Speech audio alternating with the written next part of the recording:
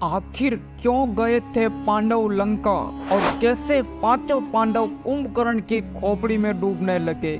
किसने बचाया पांडवों को डूबने से?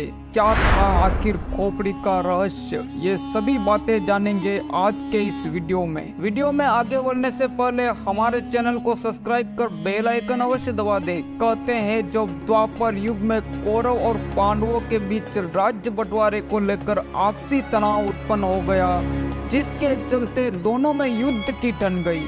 जब महाभारत का युद्ध होने वाला था, जिसके चलते कौरव और पांडव अपनी अपनी सेना एकत्रित करने लगे थे। कौरव और पांडव दोनों पक्ष की सेनाओं को आवश्यकता थी, इसलिए दोनों पक्ष अपने सगे संबंधियों या जानकारों को युद्ध के लिए आमंत्रण भेज रहे थे। एक दिन पांडव अपनी माता कुंती के पास गए, जहां उन्होंने चिंतित होते हुए कहा कि माता, यह युद्ध हम कैसे जीतेंगे, क्योंकि कौरवों के पास सेना की तादाद ज्यादा है। तभी माता कुंती पांडवों को सेना के लिए दक्षिण दिशा में जाने की बात कहती है, जहां पर मौजूद थी लंका। पांचों पांडव माता कुंती से आज्ञा लेकर लंका के लिए निकल गए। रास्ते में उन्होंने भगवान शिव के दर्शन किए। लंका तक जाने का इकलौता मार्ग था राम सेतु, जो कि उस समय टूटा हुआ था, इसलिए लंका जाने के लिए उस क्षेत्र के लोग राम सेतु की मरम्मत किया करते थे। उसी सेतु के माध्यम से पांडव लंका पहुंचे और लंका के द्वारपालों से कहा कि उन्हें राजमाता मंदोदरी से मिलना है। जब द्वारपालों को पता चला कि यह आर्यवर्त के चक्रवर्ती सम्राट युधिष्ठिर है, तो उन्होंने फौरन ही राजमाता मंदोदरी को इसकी सूचना दी।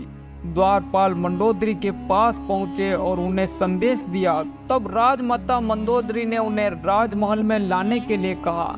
राजमाता मंदोदरी की आज्ञा से द्वारपाल उन पांडवों को अंदर ले आए। महल में पहुंचते ही पांडवों ने मंदोदरी को प्रणाम किया और कहा कि राजमाता, आर्यवर्त में अधर्म फैल चुका है, जिस वजह से हमें अपने सगे संबंधियों के साथ एक विशाल युद्ध में कूदना पड़ रहा है, जो धर्म और अधर्म की डोर समेटे हुआ है। हम अपनी माता कुंती के आदेश से ही यहाँ आए हैं और आपसे चाहते हैं कि आप अपनी विशाल सेना से महाभारत के युद्ध में हमारा समर्थन करें। तब मंदोदरी ने कहा कि लंका के राजा रावण पहले ही स्वर्ग सिधार चुके हैं। स्वर्ग और इंद्र को जीतने वाला मेरा पुत्र मेघनाथ भी पहले ही वीरगति को प्राप्त हो चुका है। वहीं मेरे देवर विभीषण पहले ही खुद को भगवान को समर्पित कर चुके हैं, इसलिए हम आपकी ज्यादा सहायता नहीं कर सकते हैं। लेकिन हाँ, लंका के कुछ सैनिक जरूर आपको दे सकते हैं। लंका की सेना का साथ सुनकर युधिष्ठिर को खुशी हुई। वहीं रात होने की वजह से पांडवों ने लंका में ही निवास किया। सुबह मंदोदरी ने पांचों पांडवों को स्नान के लिए भेजा। पांचों पांडव स्नान के लिए सरोवर की तलाश में निकल पड़े। तभी उन्हें एक सरोवर दिखा, लेकिन आपको बता दें कि वो सरोवर नहीं बल्कि कुंभकर्ण की खोपड़ी थी। जैसे ही पांचों पांडव स्नान के लिए खोपड़ी में उतरे, तो पांचों उस सरोवर में डूबने लगे। उन्हें कुछ समझ नहीं आ रहा था आखिरकार उनके साथ ऐसा क्यों हो रहा है। तभी वहां मौजूद एक ग्वाले ने पांडवों को खोपड़ी में डूबते देखा, तो वह भागता हुआ माता मंदोदरी के पास गया और कहने लगा कि माता, आपके जो अतिथि आए थे वो सब कुंभकर्ण की खोपड़ी में डूबने वाले हैं। यह सुनते ही मंदोदरी चिंता में पड़ गई और पांचों पांडवों को डूबने से बचाने के लिए उनके पास चली गई। जैसे ही मंदोदरी खोपड़ी के पास गई, तो उन्होंने उस खोपड़ी को अपने हाथ से सरकाया। उसका जल नीचे की ओर उलट गया, जिससे पांचों पांडव जल के प्रवाह से बहने लगे। और तब मंदोदरी ने 5 पांडवों का हाथ पकड़ लिया और उन्हें जल्दी से बाहर निकाला। जब सभी पांडव को होश आया, तो सभी पांडव हैरान थे।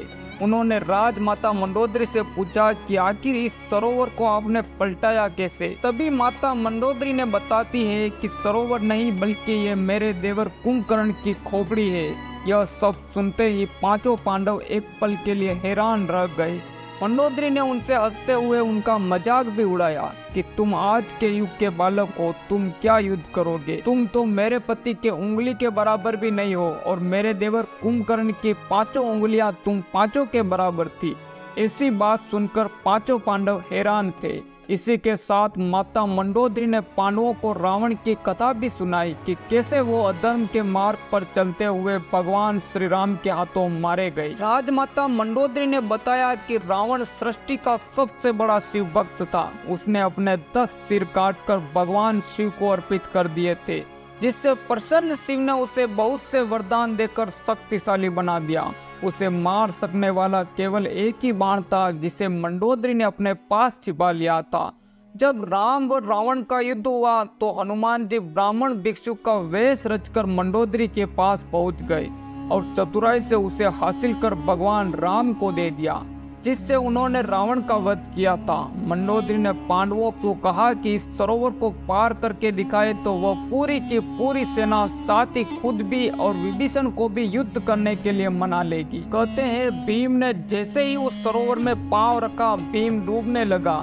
ऐसे में भीम ने कहा कि ये सरोवर तो सीधा पाताल लोक जाती है, मैं इसमें बिना डूबे नहीं चल सकता।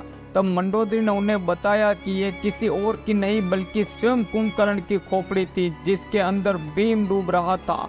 कुंभकर्ण इतनी शक्तिशाली था कि जिसको मारने के लिए स्वयं भगवान श्री राम को युद्ध भूमि में उतरना पड़ा। जब भीम ने कुंभकर्ण के इस बल और साथ ही उनके विशाल शरीर के बारे में सुना तो भीम भी हैरान रह गए।